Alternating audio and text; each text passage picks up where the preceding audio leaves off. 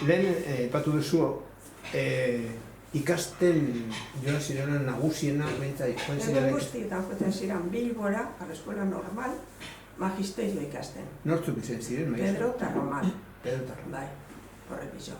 Gero, hirugarrena, abadeaz izan seminari zuen. Gasteixen, gero Pamplonan, Iruñan. Eta laugarrena egin zan konfitero, Durangon. Kastaina zatorren obradorrien, eteban lana, antxe ikasten ofizi zuen. Da gero, berak gineban, leketxon, oso denda bat, da oinde, handaukie bere zemerik, bere izan, zemerik daukian kopitezize, oso ona, laniken dabe primeran, eta amizi dira, zinale bakin. Eta neskak ikasi zenuten edo? Bueno, gitxiago.